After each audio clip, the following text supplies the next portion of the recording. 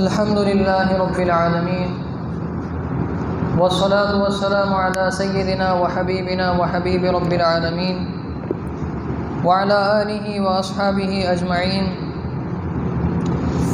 أما بعد فأعوذ بالله من الشيطان الرجيم. بسم الله الرحمن الرحيم. ما يلفظ من قول إلا لديه رقيب عتيد. صدق الله العظيم. وقال النبي صلى الله تعالى عليه وسلم: من حسن اسلام المرء تركه ما لا يعنيه، او كما قال عليه الصلاة والسلام.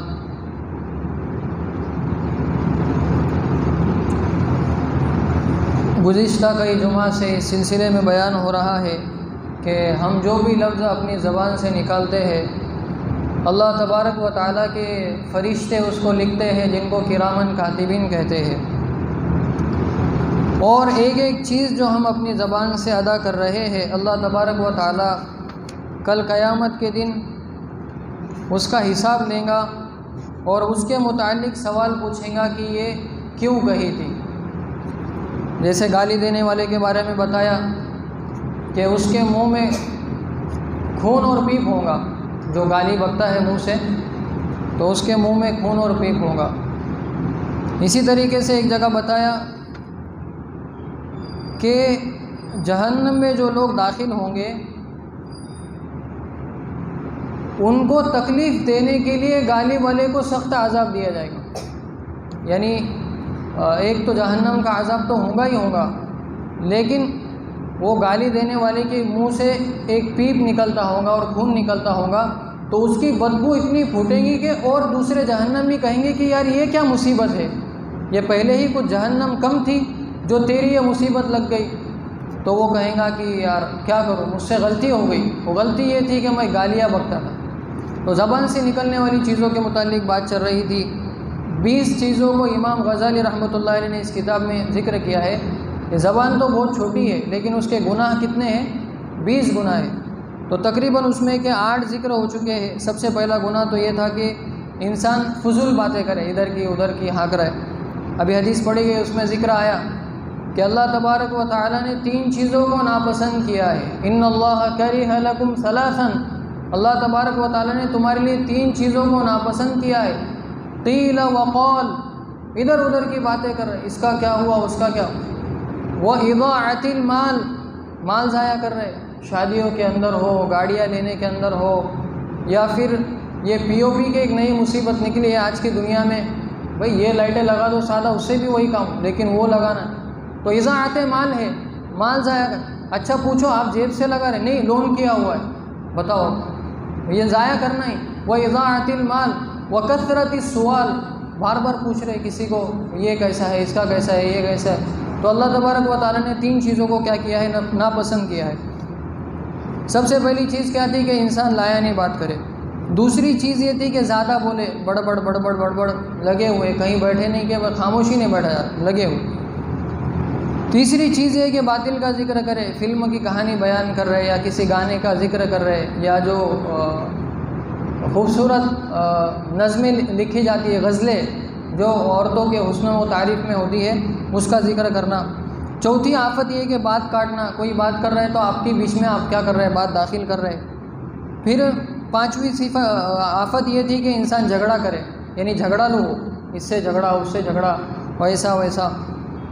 اب جھگڑے کی بھی 2 قسمیں بیان ہوئی تھی. ایک تو یہ کہ بھائی دینی معاملات میں جھگڑا، یہ مسئلہ ایسا نہیں ایسا ہے، اللہ تبارک و تعالیٰ کے بارے میں ایسا نہیں ایسا ہے، یہ ایک جھگڑا ہو گیا. دوسرا جھگڑا ہوتا ہے کہ آپسی معاملات میں، جیسے زمین کے اوپر جھگڑا ہو گیا، گاڑی کے اوپر جھگڑا ہو گیا، گھر کے معاملات میں جھگڑا ہو، تو یہ بھی برا ہے. اللہ تبارک و تعالیٰ نے اس کو بھی، حضور صلی اللہ علیہ وسلم نے تو یہ فرمایا کہ حق پر اگر ہوتے ہوئے آپ جھگڑا چھوڑ دے تو جنت کے بیچ میں گھر دینے کی میں ذمہ داری لیتا ہوں. ہم تو بولتے ہیں کہ میرا حق ہے، میں جھگڑا کروں گا. یہ حضور نے اس کے آگے کی بات کہی ہے کہ حق پر ہے آپ، حضور اس کو مان رہے کہ آپ حق پر ہے، لیکن پھر بھی آپ جھگڑا چھوڑ رہے. تو کیا فرما رہے ہیں کہ جنت کے درمیان میں اس کے لیے کیا ہے؟ ایک گھر دینے کی ذمہ داری. پھر 7ویں آفت پچھلے ہفتے ذکر ہوئی کہ انسان اپنی زبان سے فحش چیزیں نکالے، گندی باتیں جس کو کہتے ہیں، یعنی ایسا کانٹینٹ جس سے گندگی محسوس ہوتی ہو، برا محسوس. یعنی اس کی مثال ایسی ہے جیسے پرائیویٹ جو پارٹ ہے انسانوں کے اس کا ذکر انسان کرے۔ پھر 8ویں آفت یہ کہ لعنت کرنا یعنی مثال کے طور پر آپ تو کسی گاڑی سے گر گئے تو آپ نے گاڑی کو لعنت کر دی ہے، کیا پنوتی گاڑی ہے، یا آپ کسی نئے گھر میں چلے گئے، وہاں بچے بیمار ہو گئے تو آپ نے بول دیا ہے کتنا پنوتی گھر ہے۔ تو ایک مرتبہ ایسا ہوا کہ حضور صحابہ کے ساتھ چل رہے تھے، ایک عورت نے لعنت کی اونٹنی پر، تو حضور نے فرمایا کہ اس اونٹنی کو چھوڑ دو اور اس کو ننگا کر دو، یعنی اس کے اوپر جو سامان ہے اس کو نکال دو بولے، کیونکہ یہ لعنت زدہ ہو گئی بولے اب، یعنی لعنت اس کے اندر نہیں تھی، تم نے پنوتی اور منوس کہہ کے اس کے اندر لعنت کیا کر دی، ڈال دی۔ تو لعنت کسی گھر کے اندر بھی نہیں ہوتی، کسی گاڑی کے اندر بھی نہیں ہوتی، کسی چیز کے اندر نہیں ہوتی، لیکن انسان جب زبان سے کہہ دیتا ہے تو اس کے اندر کیا ہوتی ہے، لعنت آ جاتی ہے۔ تو 8 چیزیں ذکر ہو گئی تھی، انشاءاللہ 9ویں چیز کو آپ ذکر کریں گے۔ 9ویں چیز ہے زبان کی آفت میں سے یہ کہ انسان شعر و شاعری کے اندر مبتلا ہو جائے، یعنی حضور صلی اللہ علیہ وسلم کے سامنے بھی بہت سارے شعر پڑھے گئے، حسان بن ثابت کتنے اشعار پڑھتے تھے، ایک شعر تو ان کا بہت زیادہ مشہور ہے، وَأَحْسَنَ مِنْكَ لَمْ تَرَ قَطُّ عَيْنِي، آپ سے زیادہ حسین کسی آنکھ نے نہیں دیکھا، وَأَجْمَلَ مِنْكَ لَمْ تَلِدِ النِّسَاءُ، اور آپ جیسا تو کسی عورت نے جنا ہی نہیں، وَأَجْمَلَ مِنْكَ لَمْ تَلِدِ النِّسَاءُ خُلِقْتَ مُبَرَّأً مِنْ كُلِّ عَيْبٍ، آپ تو ہر عیب سے پاک ہو گئے، ہر عیب سے پاک پیدا ہو گئے، خُلِقْتَ مُبَرَّأً مِنْ كُلِّ عَيْبٍ كَأَنَّكَ قَدْ خُلِقْتَ كَمَا تَشَاءُ، یعنی اللہ تبارک و تعالیٰ نے تو آپ کو ایسا بنایا جیسا آپ خود چاہتے تھے، کہ بھائی میری آنکھ ایسی ہونی چاہیے، میرا جسم ایسا ہونا چاہیے، میرے بال ایسے ہونے چاہیے، یعنی انسان کی جو چاہت ہوتی ہے کہ میں ایسا ہونا چاہیے تھا، كَأَنَّكَ قَدْ خُلِقْتَ كَمَا تَشَاءُ، آپ تو ویسے ہی پیدا ہو۔ تو یہ پھر حضور صلی اللہ علیہ وسلم صحابہ کرام جب وہ مسجد نبی کی تعمیر کر رہے تھے تو فرمایا اللہم لا عیش الا عیش الاخرہ، کیا مزے تو آخرت کے ہی مزے ہیں، اللہم لا عیش الا عیش الاخرہ فاغفر الانصار والمہاجر، یہ وزن جڑایا حضور نے، فاغفر الانصار والمہاجر، کہ یہ مزے تو کیونکہ وہ جب مسجد بنا رہے تھے تو صحابہ کرام وہ کیچڑ لگا کپڑوں کو اور اینٹ وغیرہ اٹھا رہے تھے تو کپڑے بھر رہے، وہ سارے صحابہ ایک دوسرے کو دیکھ رہے، تو حضور نے اس وقت کہا کہ یہ تو تکلیف والی زندگی ہے ہی، دنیا کی زندگی تکلیف، اللہم لا عیش الا عیش الاخرہ فاغفر الانصار والمہاجر، اب یہ وزن جڑا نا، شعر بن گیا، تو شعر ہے، حضور نے بھی شعر کہے، حضور کے سامنے بھی کئی 100 اشعار پڑھے گئے، حضور نے اس کو منع نہیں کیا، لیکن اس کا جو مقصد ہونا چاہیے وہ اچھا ہونا چاہیے۔ جیسے ایک شعر ہے کہ مرنا تو اس جہاں میں کوئی حادثہ نہیں، اس دور ناگوار میں جینا کمال ہے،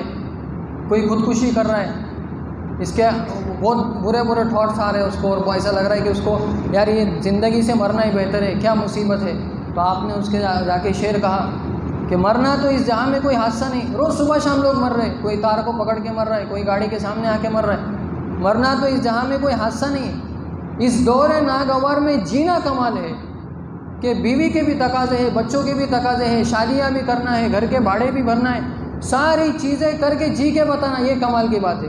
تو اب یہ دیکھو شعر ہے 2 جملے کا، لیکن اس کے اندر موٹیویشن چھپا ہوا ہے، اس کے اندر ہمت کی بات چھپی ہوئی۔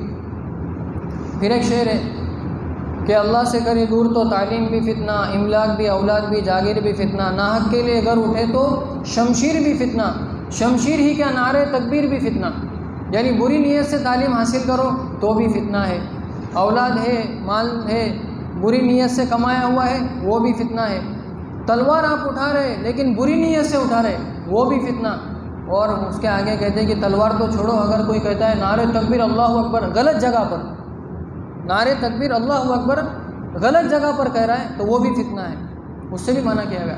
تو شعر کیا ہے، یہ بہت اچھا ہے۔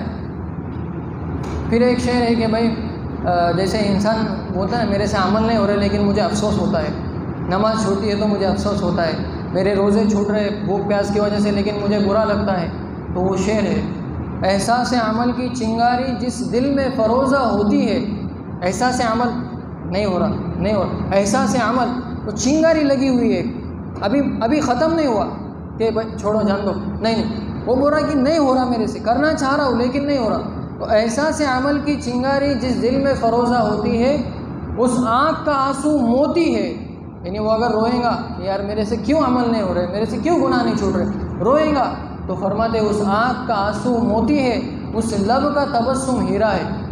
یعنی ہنسے گا تو بھی کیا لگے گا؟ ہیرے جیسا لگے گا، کیونکہ اس کا دل کھوٹا نہیں ہوا ابھی تک، اس کے دل کے اندر وہ احساس عمل کی چنگاری.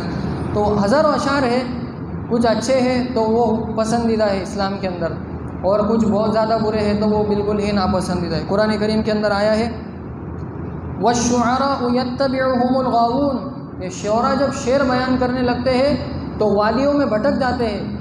آسمان اور چاند ستارے توڑنے کی باتیں ہوتی نا اس کے اندر، حقیقت میں کوئی توڑ سکتا ہے، تو یہ جھوٹ پر مبنی اشعار ہے، تو اس کو پسند نہیں کیا گیا. تو نویں آفت انسان کے زبان کی یہ ہے کہ انسان شعر و شاعری میں کیا رہے؟ مشغول رہے. جیسے کہ یہاں پر لکھا ہے جہاں تک شاعری کا تعلق ہے، اچھی شاعری اچھی اور بری شاعری بری ہے. البتہ شاعری کے لیے اپنے کو وقف کر دینا اور اسے اپنا مشغلہ بنا لینا اچھا نہیں ہے. یعنی شعر پڑھ رہے ٹھیک ہے، لیکن آپ خود شعر بنانے کے چکر میں لگ، میں بھی ایک بناؤں گا، اور صبح سے شام تک الفاظ جوڑ رہے، پھر تصور کر رہے کہ یہ لفظ یہاں پر کیسا رہیں گے، یہ برا ہے. سرکار دو عالم صلی اللہ علیہ وسلم فرماتے ہیں تم میں سے کسی کا پیٹ پیپ سے بھر جائے اور وہ اسے خراب کر دے، یہ اس سے بہتر ہے کہ شعر سے بھر جائے. کیا شعر و شاعری میں کیا ہو گیا؟ مشہور. مسروق سے کسی نے کوئی شعر دریافت کیا، آپ کو یہ بات بری لگی. سائل نے عرض کیا بھلا اس میں ناراضگی کی کیا بات ہے؟ فرمایا مجھے یہ بات پسند نہیں کہ میرے نام اعمال میں شعر موجود ہو. شعر موجود. کسی بزرگ سے ایک شعر پوچھا گیا، انہوں نے فرمایا شعر گوئی چھوڑو، اللہ کا ذکر کرو، کیونکہ اللہ کا ذکر تو کبھی بھی اچھے شعر سے بھی بہتر ہے. بہرحال نہ شعر کہنا حرام ہے اور نہ شعر بنانا حرام، لیکن شرط یہ ہے کہ اس میں کوئی بات شرعی حدود سے متجاوز نہ ہو. رسول اللہ صلی اللہ علیہ وسلم نے ارشاد فرمایا ان من الشعر لحکمہ، بلا شبہ بعض اشعار حکمت سے پر ہوتے، اور کچھ شعر ایسے بھی ہوتے ہیں کہ اتنے برے اسلامی شعر ہے. وہ شعر ایسے ہے کہ شعر میں بتایا گیا ہے کہ ہم نے ممبر پر بغیر عین کا ایک عرب دیکھا. کچھ مسلمان ہے، اس میں کچھ فرقے ہیں، انہوں نے شعر بنایا. کیا شعر ہے؟ ہم نے ممبر رسول پر بغیر عین کا ایک عرب دیکھا، یعنی حضور کو دیکھا، اور عرب میں سے عین نکالو تو کیا ہوا؟ رب ہوا. عرب عین ہٹا دو تو رب ہوا. یعنی وہ حضور کو اتنا بڑھاوا دینا چاہ رہے کہ رب ہی بنا دیا. جیسے حضرت علی کو کہتے ہیں لوگ مشکل کشا، حاجت روا، اور یہ اور وہ. مشکل کشا یعنی مشکلوں کو ختم کرنے والا، حاجت روا یعنی حاجتوں کو پورا کرنے والا. تو یہ اشعار ہے، بظاہر کتنے اچھے لگ رہے.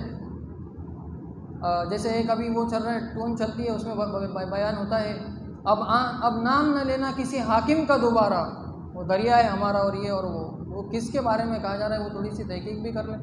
اس کے مقابلے میں کس حاکم کا نام نہیں لیا جانا چاہیے؟ وہ حضرت ابو بکر ہے، حضرت عمر ہے، حضرت عثمان ہے، وہ ان کا نام مطلب ہو رہا ہے حضرت علی کے مقابلے میں. ایسے جملے ہمارے نوجوان کیا کرتے ہیں؟ ٹون پہ لگاتے، کئی اسٹیٹس پہ لگاتے. سوچنے کی بات. اب نام نہ لینا کسی حاکم کا دوبارہ، تو یہ بھی سوچنا چاہیے کہ بھائی ہم کوئی جملہ کہہ رہے، کوئی نظم کہہ رہے، کوئی شاعری کہہ رہے، تو اس کا مطلب کیا ہے. پھر شعر کے بارے میں بتاتے ہیں کہ شعر عموماً مدح و ذم کے مضامین پر مشتمل ہوتے ہیں اور ان میں جھوٹ کی بڑی گنجائش ہے. تاہم نہ مطلق ہجو ناپسندیدہ ہے اور نہ مطلق مدح مکروہ. خود سرکار دو عالم صلی اللہ علیہ وسلم نے حضرت حسان بن ثابت انصاری سے ہجو بیان کرنے کے لیے کہا. یعنی جیسے کفار و مشرکین حضور کا مذاق اڑاتے تھے، تو حضور صلی اللہ علیہ وسلم نے حضرت حسان بن ثابت کو کہا کہ تم بھی ان کا کیا کرو؟ شعر و شاعری کے ذریعے سے مذاق اڑاؤ. مدح میں مبالغہ بھی کر سکتے ہیں، اس باب میں توسع ہے، اگرچہ مبالغہ میں کذب کی آمیزش بھی ہو.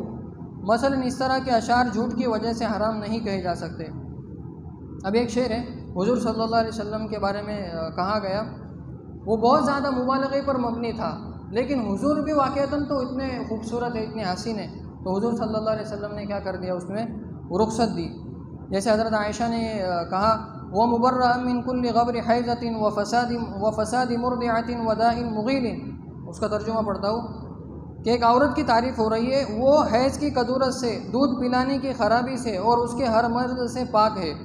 جب میں اس کے چہرے کے خطوط دیکھتا ہوں تو وہ ایسے دمکتے ہیں جیسے بادلوں میں بجلی چمکتی. تو تعریف کس کی ہو رہی ہے یہاں پر؟ ایک عورت کی ہو رہی ہے.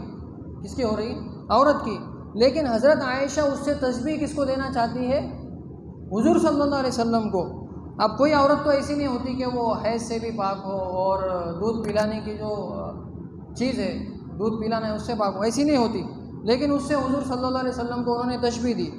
تو حضرت صلی اللہ علیہ وسلم نے یہ شعر سنے تو اپنا کام چھوڑا اور میری پیشانی پہ بوسہ دیا اور فرمایا جزاک اللہ خیرا یا عائشۃ ما سررت منی کسروری منک، کہ اللہ تجھے جزائے خیر دے عائشہ، تو مجھ سے اتنی خوش نہ ہوئی ہوگی جتنا میں تجھ سے خوش ہوا ہوں، یعنی یہ جو تم نے کہا مجھے تو اس کی وجہ سے میں کیا ہو گیا، بہت زیادہ خوش ہو گیا۔ بیان کریں گے سر؟ ہاں، تو یہ 9ویں آفت ہے شعر و شاعری کے متعلق۔ تو شعر و شاعری کا اگر مضمون اچھا ہے تو بیان کرنا چاہیے، مضمون برا ہے تو نہیں بیان کرنا چاہیے۔ اللہ تبارک و تعالی ہم سب کو زبان کی آفتوں سے حفاظت فرمائے۔ 10ویں آفت ہے انشاءاللہ ابھی حضرت بیان کریں گے، آئندہ کبھی انشاءاللہ اس کو ذکر کریں گے۔ اللہ تبارک و تعالی عمل کی توفیق عطا فرمائے۔